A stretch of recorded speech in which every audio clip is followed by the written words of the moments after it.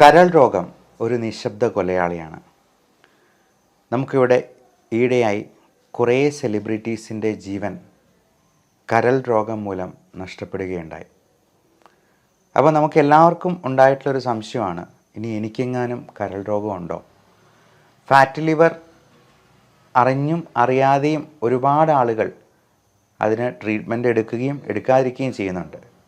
കുറഞ്ഞ പക്ഷം നമുക്ക് നമ്മുടെ ജീവിതശൈലി ക്രമീകരണത്തിലൂടെയെങ്കിലും ഈ ഫാറ്റി ലിവർ അത് സിറോസിസിലോട്ട് പോകാതെ പിടിച്ചു നിർത്താൻ പറ്റും.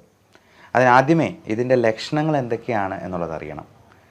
ഈ ലക്ഷണങ്ങൾ അറിഞ്ഞെന്നാൽ നമ്മൾ ചെയ്യേണ്ട ടെസ്റ്റുകൾ എന്തൊക്കെയാണെന്നറിയണം. ഈ ടെസ്റ്റുകളിൽ നിന്ന് ഇങ്ങനെ എന്തെങ്കിലും ഉണ്ടെങ്കിൽ അതിന് ചെയ്യേണ്ട ജീവിതശൈലി ക്രമീകരണവും മരുന്നുകളും ട്രീറ്റ്മെൻറ്റും എന്തൊക്കെയാണെന്നറിയണം.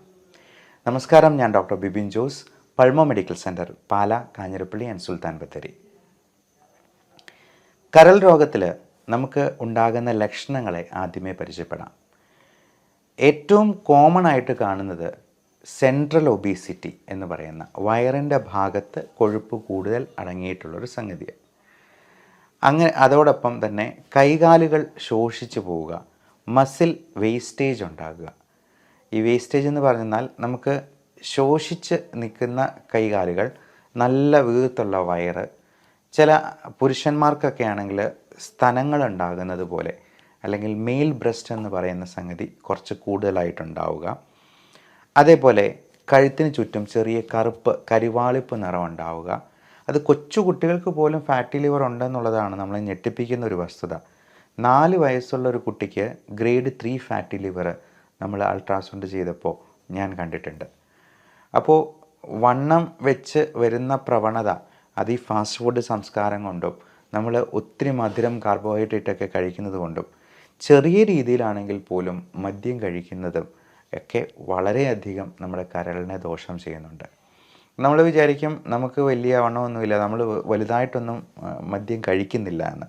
പക്ഷേ മദ്യം ഈ ഫാറ്റി ലിവർ ഉള്ളവർ ഒരല്പം കഴിച്ചെന്നാൽ പോലും നമ്മൾ 4-5 പാരസ്റ്റമോൾ ഗുളിക എടുത്ത് വിഴുങ്ങുന്നത് പോലെ വേണം അതിനെ കണക്കാക്കാൻ എന്നുള്ളതാണ് സത്യം. അതുകൊണ്ട് മദ്യം അത് റമ്മായാലും ബിയർ ആണെങ്കിലും വോഡ്ക ആണെങ്കിലും ഒക്കെ പാവം ലിവറിനറിയില്ല മദ്യം ഏത് ബ്രാൻഡാണെന്നുള്ളത്.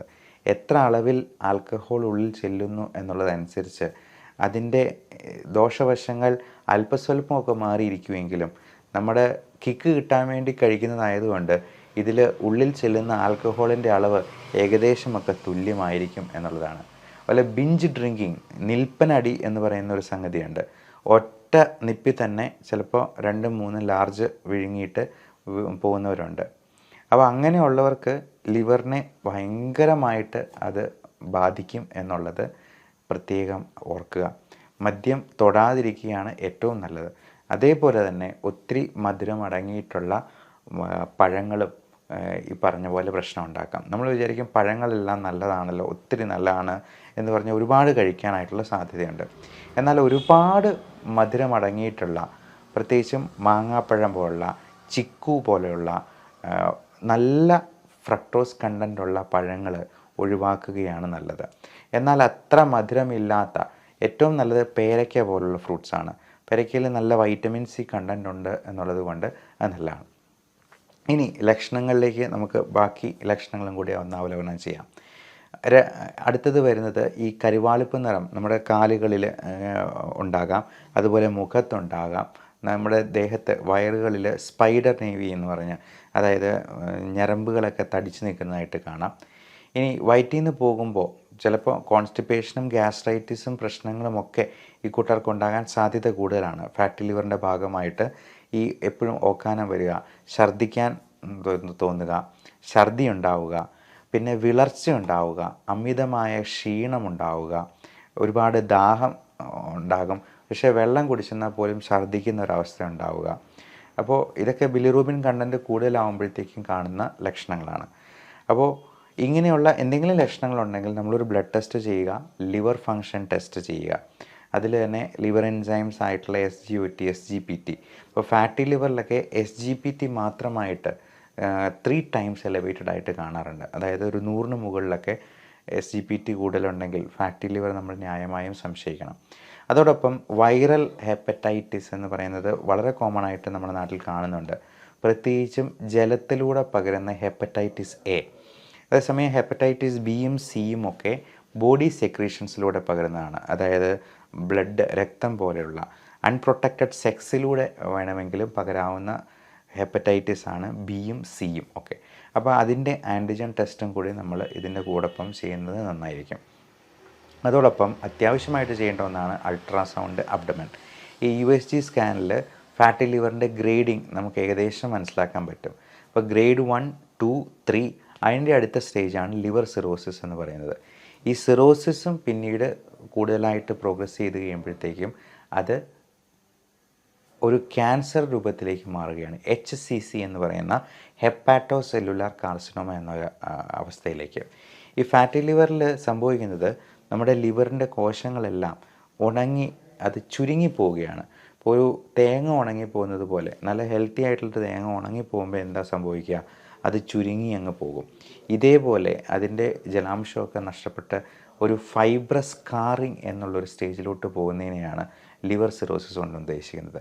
ഇതുപോലെ തന്നെ ശ്വാസകോശത്തിനും ലങ് ഫൈബ്രോസിസ് ഉണ്ടാകാറുണ്ട്. അത് പലതരത്തിലുള്ള ഇൻഫെക്റ്റീവ് ഇൻസൾട്ട്സ്, കോവിഡ് പോലുള്ള ഇൻഫെക്ഷൻസ്, TBയോ ന്യൂമോണിയോ ഒക്കെ ഉണ്ടാകുന്നതുകൊണ്ട് ശ്വാസകോശവും ചുരുങ്ങിപ്പോകാറുണ്ട്. ഈ ലിവർ സിറോസിസ് അല്ലെങ്കിൽ ലിവർ ഡിസീസ് ഉള്ളവർക്ക് പ്രതിരോധ ശക്തി വളരെ കുറവായതുകൊണ്ട് വളരെ പെട്ടെന്ന് തന്നെ ഇൻഫെക്ഷൻസ് കയറി പിടിക്കാനുള്ള സാധ്യതയുണ്ട്. അതിലേറ്റവും പ്രധാനം റെസ്പിറേറ്ററി ഇൻഫെക്ഷൻസ് തന്നെയാണ്. പലപ്പോഴും ഇങ്ങനെയുള്ള ഇൻഫെക്ഷൻസ് വന്ന് ഹോസ്പിറ്റലിൽ അഡ്മിറ്റ് ആകുമ്പോഴാണ് ലിവർ ഫെയിലിയറിലോട്ട് പോകുന്നു എന്നുള്ളൊരു ഐഡിയ അല്ലെങ്കിൽ അങ്ങനെ ഒരു പിക്ചർ രോഗിക്ക് പോലും കിട്ടുക. അത് ബ്ലഡ് ടെസ്റ്റ് അല്ലാതെ നമ്മൾ ആരും ചെയ്യുന്നില്ല. അതുകൊണ്ട് തന്നെയാണ് ഇതൊരു നിശബ്ദനായ കൊലയാളിയാണ് എന്ന് പറയുന്നത്. അവന് ഒരു പ്രശ്നം ഉണ്ടാക്കാതെ ചിലപ്പോൾ നിന്നേക്കും. അപ്പം നടക്കുമ്പോഴൊക്കെയുള്ള ചെറിയ കിതപ്പും ശ്വാസം മുട്ടലും ഒന്നും അവർ ശ്രദ്ധിച്ചില്ല എന്ന് വരും. ഈ ലിവർ സിറോസിസ് ഉള്ള സ്റ്റേജിൽ നമ്മുടെ മെറ്റബോളിക് ഇംബാലൻസ് മൂലം സോഡിയം, പൊട്ടാസ്യം ഇതിൻ്റെ അളവുകളൊക്കെ ഒരുപാട് ഇങ്ങനെ ഡീറേഞ്ച്ഡ് ആയി പോകും. അപ്പം അങ്ങനെ സോഡിയം, പൊട്ടാസ്യം ഒക്കെ മാറിപ്പോകുന്നതുകൊണ്ട് ഒത്തിരി ക്ഷീണവും തളർച്ചയൊക്കെ ഉണ്ടാകും. അപ്പം ചിലപ്പം ആൾക്കാരത് ശ്രദ്ധിക്കാതെ മുമ്പോട്ട് പോയേക്കാം. അതുകൊണ്ട് വർഷത്തിലൊരിക്കലെങ്കിലും സോഡിയം, പൊട്ടാസ്യം, കാൽഷ്യം, മഗ്നീഷ്യം ഇങ്ങനെയുള്ള ലവണ പദാർത്ഥങ്ങളുടെ അളവുകൾ ഒന്ന് ഇവാലുവേറ്റ് ചെയ്യുന്നത് തീർച്ചയായിട്ടും നന്നായിരിക്കും. അതേപോലെ ഇൻഫെക്ഷൻസ് ഉണ്ടാകാതിരിക്കാനുള്ള എല്ലാ മുൻകരുതലുകളും നമ്മൾ സ്വീകരിക്കുക. നേരത്തെ പറഞ്ഞ ഹെപ്പറ്റൈറ്റിസ് ബിയുടെ വാക്സിനേഷൻ ആരോഗ്യപ്രവർത്തകർക്ക് എല്ലാവർക്കും കൊടുക്കുന്നതാണ്. അതേപോലെ തന്നെ ഇൻഫ്ലുവൻസ വാക്സിനേഷൻ എടുക്കുന്നത് നമുക്ക് വിട്ടുവിട്ടിങ്ങനെ വൈറൽ പനികൾ ഉണ്ടാകാനായിട്ട് ഏറ്റവും പ്രധാനപ്പെട്ട കാരണക്കാരനാണ് H1N1 ഉണ്ടാക്കുന്ന സ്വൈൻ ഫ്ലൂ അല്ലെങ്കിൽ H3N2 എന്ന് പറയുന്നത്. ഇതെല്ലാം ഇൻഫ്ലുവൻസ വൈറസിൻ്റെ പല വകഭേദങ്ങളാണ്. അപ്പോൾ ഈ ഇൻഫ്ലുവൻസ വാക്സിനേഷൻ എടുത്തുന്നാൽ തന്നെ നമുക്കൊരു 60-70% ഈ വൈറൽ പനികൾ നമുക്ക് ഒഴിവാക്കാനോ പ്രിവെൻറ്റ് ചെയ്യാൻ പറ്റുമെന്നുള്ളതാണ്. അതുകൊണ്ട് തന്നെ പ്രായമായവർക്കും കൊച്ചുകുട്ടികൾക്കുമൊക്കെ ഇപ്പോൾ നിർബന്ധമായിട്ടും അത് എടുക്കാനായിട്ടാണ് ഗവൺമെൻറ് തന്നെ നിർദ്ദേശിച്ചിട്ടുള്ളത്. അതേപോലെ തന്നെ ഗർഭിണികൾക്കും അവരുടെ സെക്കൻഡ് ട്രൈമസ്റ്ററിന് മുമ്പായിട്ട് നമ്മൾ ഈ ഇൻഫ്ലുവൻസ വാക്സിനേഷൻ കൊടുക്കാനായിട്ട് പ്രത്യേകം നിർദ്ദേശിക്കാറുണ്ട്. കാര്യം ഇത്തരത്തിലുള്ള ആൾക്കാർക്കാണ് H1N1 പോലുള്ള സ്വൈൻ ഫ്ലൂവും ഇൻഫ്ലുവൻസ ഇൻഫെക്ഷൻസും ഒക്കെ കൂടുതൽ മാരകമായി തീരുന്നത്. അതുപോലെ തന്നെ നമ്മൾ ഇൻഫെക്ഷൻസ് വന്നെന്നാലും അതുപോലെ എന്തെങ്കിലും വേദനകളുണ്ടെങ്കിലുമൊക്കെ വേദന സംഹാരികളും ആൻറ്റിബയോട്ടിക്കുമൊക്കെ കഴിക്കുന്നത് ഡോക്ടറുടെ നിർദ്ദേശപ്രകാരം മാത്രമായിരിക്കാനായിട്ട് പ്രത്യേകം ഓർക്കുക. നമ്മൾ പലപ്പോഴും കഷായം ശരീരം നന്നാവാനായിട്ട് ആയുർവേദ ലേബലിൽ വരുന്ന പല മരുന്നുകളും കഴിക്കാറുണ്ട്. ഒരു ഡോക്ടറുടെ നിർദ്ദേശപ്രകാരമല്ലാതെ കഴിവതും മരുന്നുകൾ ഉപയോഗിക്കാതിരിക്കുക. അതുപോലെ ഷുഗർ കുറയാനായിട്ട് ഇരുമ്പൻ പുളി കഴിക്കുക. അതുപോലെ പല സസ്യങ്ങളും നമ്മൾ കുഴപ്പമില്ല എന്ന് വിചാരിച്ച് കഴിക്കുന്ന പല സാധനങ്ങളും ചിലപ്പോൾ നമുക്ക് അപകടങ്ങളുണ്ടായേക്കാം. എന്ത് സംഭവമാണെങ്കിലും എഫക്റ്റുള്ള എന്തിനും സൈഡ് എഫക്റ്റും ഉണ്ട് എന്നുള്ള പരമാർത്ഥം നമ്മൾ മനസ്സിലാക്കിയിരിക്കണം. പച്ചവെള്ളമാണെങ്കിലും അതിനൊരു ഡോസേജ് ഉണ്ട്. ഇപ്പോൾ ലിവറിന് പ്രശ്നമുള്ള ആൾക്കാർ ഒരു 3-4 ലിറ്ററോ ഒരു വാശിക്ക് ഒരുമിച്ച് അങ്ങ് കുടിച്ചെന്നാൽ അത് അവരുടെ ശ്വാസകോശത്തിൽ വെള്ളം കെട്ടി നിൽക്കാനും അത് പെട്ടെന്നൊരു പൾമണറി അറസ്റ്റിലോട്ട് പോകാനും പോലും സാധ്യതയുണ്ടെന്നുള്ളതാണ്. അതുകൊണ്ട് പച്ചവെള്ളമാണെങ്കിലും അതിനൊരു ഡോസേജ് ഉണ്ട്, അതിനൊരു കണക്കുണ്ട്. അതിൽ കൂടുതലായെന്നാൽ അതും ചിലപ്പോൾ നമുക്ക് സൈഡ് എഫക്റ്റ് ഉണ്ടാക്കുമെന്നുള്ളതാണ്. അതേപോലെ പ്രകൃതിയിൽ നിന്ന് കിട്ടുന്നതിന് ഒന്നിനും സൈഡ് എഫക്റ്റ് ഇല്ല എന്നുള്ളതാണ് നമ്മുടെയൊക്കെ ഒരു തെറ്റിദ്ധാരണ. മദ്യവും പ്രകൃതിയിൽ നിന്നുള്ള പഴങ്ങളും ഒക്കെ വാറ്റിയെടുക്കുന്നതാണ് സ്കോച്ച് വിസ്കി എന്ന് പറയുന്ന സംഗതി. അതുപോലെ കഞ്ചാവ് പ്രകൃതിയിൽ നിന്ന് നേരിട്ട് കിട്ടുന്നതാണ്. അതേപോലെ പുകയില, ഒതളങ്ങ എന്ന് പറയുന്ന ഒരു വിഷക്കായുണ്ട്. അപ്പോൾ ഇതിനൊക്കെ സൈഡ് എഫക്റ്റ് ഉണ്ടെന്നുള്ളത് നമുക്ക് വ്യക്തമായിട്ട് അറിയാവുന്നതാണ്. എന്നാലും നമുക്ക് ആയുർവേദ ലേബലിൽ കിട്ടുന്നത് എന്തും വളരെ കുഴപ്പമില്ലാതെ ഉപയോഗിക്കാം എന്നൊരു തെറ്റിദ്ധാരണ നമുക്കുണ്ട്. ആയുർവേദം നല്ലതാണ്. നല്ല ജീവിതശൈലി പിന്തുടരാനായിട്ട് നമ്മുടെ പ്രകൃതി ജീവനവും ആയുർവേദവും ഒക്കെ അതിന് നമ്മുടെ യോഗിചര്യന്മാരുടെ അവരുടെ അറിവും കാര്യങ്ങളും ഒക്കെ ഇതിനകത്ത് അടങ്ങിയിട്ടുണ്ട്. പക്ഷേ ഒരസുഖമുണ്ടാകുമ്പോൾ ഡോക്ടറുടെ നിർദ്ദേശപ്രകാരം അല്ലാണ്ട് നമ്മൾ നാട്ടുവൈദ്യന് നമുക്ക് പരിചയമുള്ള ആരെങ്കിലും പറഞ്ഞു എന്ന് കരുതി ഷുഗറിന് ഉള്ള കഷായങ്ങളോ അല്ലെങ്കിൽ എന്തെങ്കിലും തിളപ്പിച്ച വെള്ളമോ ഒക്കെ കഴിക്കുന്നത് ചിലപ്പോൾ അപകടം ക്ഷണിച്ചു വരുത്തിയേക്കും എന്നുള്ള കാര്യം പ്രത്യേകം ഓർക്കുക. ഇനി ഫാറ്റി ലിവർ ഉള്ളവർ ചെയ്യേണ്ട പ്രത്യേക കാര്യങ്ങൾ: ഏറ്റവും പ്രധാനം മധുരം, ബേക്കറി, മൈദ തുടങ്ങിയ സംഗതികൾ പരമാവധി ഒഴിവാക്കുക എന്നുള്ളതാണ്. അരിയാഹാരങ്ങളും ഇപ്പോൾ കഴിക്കുന്നതിൻ്റെ പകുതിയെങ്കിലും ആക്കുക. നമ്മൾ പ്ലേറ്റ് മെത്തേഡ് എന്ന് പറയും. അത് ഒരു ചെറിയ പ്ലേറ്റ് എടുക്കുക. നമ്മൾ വലിയ പ്ലേറ്റ് എടുക്കുമ്പോൾ അതിനകത്ത് നിറച്ച് കൂന കൂട്ടി ചോറുണ്ടാൻ നമുക്കൊരു ടെൻഡൻസി കൂടും. ചെറിയ പ്ലേറ്റിൽ അതിൽ 1/4 കാർബോഹൈഡ്രേറ്റ് അരിയാഹാരങ്ങൾ, അത് നല്ല തവിടോട് കൂടിയുള്ള പാലക്കാടൻ മട്ട പോലുള്ള അരി ഉപയോഗിക്കുക. ഒരു 1/4 4/1 ഭാഗം നമ്മൾ പ്രോട്ടീന് വേണ്ടി ഉപയോഗിക്കുക. അത് എഗ് വൈറ്റ്, മുട്ടയുടെ വെള്ള നല്ല പ്രോട്ടീനാണ്. കാഷ്യൂനട്ട്, ബദാം, ചിയ സീഡ്സ്, ചണവിത്ത് തുടങ്ങിയ സംഗതികളൊക്കെ നല്ല പ്രോട്ടീൻ റിസോഴ്സാണ്. അതേപോലെ തന്നെ നമുക്ക് അത്യാവശ്യം വേണ്ട സംഗതികളാണ് ഇറച്ചി മീനുമൊക്കെ കറി വെച്ചതും നമുക്ക് ഉപയോഗിക്കാം. ചിക്കൻ കറി വെച്ചത് അല്ലെങ്കിൽ ചെറുമീനുകളായ അയല, മത്തി തുടങ്ങിയവ കറി വെച്ച് ഉപയോഗിക്കുന്നത് ഒമേഗ 3 കിട്ടാനായിട്ട് നമുക്ക് സഹായിക്കും. EPA, DHA എന്ന 2 തരത്തിലുള്ള ഒമേഗ 3 ഫാറ്റി ആസിഡ്സ് ഉണ്ട്. ഇത് നമ്മൾ 1 ഗ്രാം വീതം ഡെയിലി സപ്ലിമെൻറ്റ് ചെയ്യുന്നത് നമുക്ക് ഫാറ്റി ലിവർ കുറയ്ക്കാനായിട്ട് വളരെയധികം സഹായിക്കുന്നതാണ്. അതേപോലെ അത്യാവശ്യം വേണ്ട ഒരു സപ്ലിമെൻ്റാണ് വൈറ്റമിൻ ഇ എന്ന് പറയുന്നത്. അത് 400 മില്ലിഗ്രാമിൻ്റെ 2 ഗുളിക വരെ നമുക്കൊരു ദിവസം കഴിക്കാവുന്നതാണ്. അതോടൊപ്പം വൈറ്റമിൻ D3 ഡെഫിഷ്യൻസി ഉണ്ടെങ്കിൽ വൈറ്റമിൻ D3 കൂടി സപ്ലിമെൻറ്റ് ചെയ്യണം. വെയിറ്റ് കുറയ്ക്കാനായിട്ടുള്ള എല്ലാ മാർഗ്ഗങ്ങളും സ്വീകരിക്കുക. നമുക്ക് ഇരുന്നു കൊണ്ട് ചെയ്യാവുന്ന സോളിയസ് മസിൽ പുഷപ്പ് എന്ന് പറയുന്ന എക്സസൈസുകൾ പോലും ഉണ്ട്. നമ്മുടെ കാൽപാദങ്ങളിലൂന്നി നമ്മുടെ വിരലുകളിലൂന്നി പതുക്കെ കാല് പൊക്കുകയും താഴ്ത്തുകയും ചെയ്യുന്നതാണ്. നമ്മൾ നിന്നുകൊണ്ട് തന്നെ ഒരു 50 പ്രാവശ്യം അത് ചെയ്ത് നോക്കിയേ, ഒരു 30 കഴിയുമ്പോഴത്തേക്കും തന്നെ നമ്മുടെ കാല് നല്ല ടൈറ്റാകുമെന്ന് നമുക്കറിയാം. അതുവഴി തന്നെ 50 mg/dL ബ്ലഡ് ഗ്ലൂക്കോസ് നമുക്ക് കുറയ്ക്കാമെന്നുള്ളതാണ് പഠനങ്ങൾ കാണിക്കുന്നത്. അപ്പോൾ മനസ്സ് വെച്ചെന്നാൽ നമുക്ക് ഏത് രീതിയിൽ വേണമെങ്കിലും എക്സസൈസ് ചെയ്യാം. അങ്ങനെ നമ്മുടെ ഊർജ്ജം പരമാവധി ഇരിച്ചു കളയുക. നല്ല രീതിയിൽ ബോഡി മാസ് ഇൻഡെക്സ് നമ്മൾ നോർമലായിട്ട് കീപ്പ് ചെയ്യാനായിട്ട് ശ്രദ്ധിക്കുക. അതോടൊപ്പം ധാരാളം പച്ചക്കറികളും അധികം മധുരമില്ലാത്ത പഴങ്ങളും നമ്മൾ ഉപയോഗിക്കാനായിട്ട് ശ്രദ്ധിക്കുക. മധുരമില്ലാത്തതെന്ന് പ്രത്യേകം എടുത്ത് പറയുന്നത് ഫ്രക്ടോസ് കൂടുതലുണ്ടെന്നുണ്ടെങ്കിൽ അത് ഒരുപാട് കഴിക്കുന്നത്, പ്രത്യേകിച്ചും നമ്മൾ ജ്യൂസ് അടിച്ചൊക്കെ കുടിക്കുമ്പോൾ അതിൻ്റെ ഫൈബർ കണ്ടൻറ്റ് അരഞ്ഞു പോകുന്നതുകൊണ്ട് നമുക്ക് അതിൽ നിന്നുള്ള നല്ല ഗുണങ്ങൾ കിട്ടാതെ പോകുമെന്നുള്ളത് ഓർക്കുക. പഞ്ചസാര ഇട്ടുള്ള ജ്യൂസ് കുടി എന്ന് പറയുന്നത് ഗുണത്തെക്കാളേറെ ദോഷം ക്ഷണിച്ചു വരുത്തുന്ന ഒന്നാണ് എന്നുള്ളതും പ്രത്യേകം ഓർക്കുക. ഡയബറ്റീസ്, ഹൈപ്പർ ടെൻഷൻ, കൊളസ്ട്രോൾ പോലുള്ള മെറ്റബോളിക് അസുഖങ്ങൾ ഇതിൻ്റെ കൂടെ ഉള്ളവർ അത് കൃത്യമായിട്ട് കൺട്രോളിലാണ് എന്ന് ഉറപ്പ് വരുത്തുക. ഇപ്പോൾ ലിവറിന് ഒരു പ്രശ്നവും ഉണ്ടാക്കാത്ത രീതിയിലുള്ള ഡയബറ്റീസ് മെഡിക്കേഷൻസ് ഉണ്ട്. മെറ്റ്ഫോമിൻ നമുക്ക് വെയിറ്റ് കുറയാനും കൂടി സഹായിക്കുന്നതാണ്. ഫാറ്റി ലിവറും കുറയ്ക്കും. പയോഗ്ലിറ്റസോൺ പോലുള്ള മരുന്നുകളും ഫാറ്റി ലിവർ കുറയ്ക്കാൻ നല്ലതാണ്. സറോഗ്ലിറ്റസോർ പോലുള്ള മരുന്നുകൾ ഡയബറ്റീസിന് കൊടുക്കുന്നതാണെങ്കിലും പലപ്പോഴും ലിവറിന് വേണ്ടിയും ഇത് കൊടുക്കാറുണ്ട്.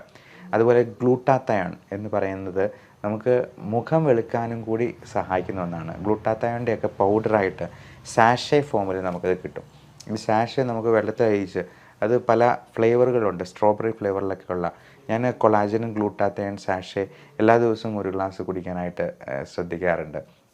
അത് നമുക്ക് മുഖത്തിനും നല്ല കാന്തിയും നിറവും തരുമെന്ന് മാത്രമല്ല വെയിറ്റ് കുറയ്ക്കാനായിട്ട്, ഫാറ്റി ലിവർ കുറയ്ക്കാനായിട്ട് ഹെൽപ്ഫുള്ളാണ് എന്നുള്ളതാണ് അതിൽ ഏറ്റവും ശ്രദ്ധിക്കാനുള്ളത്.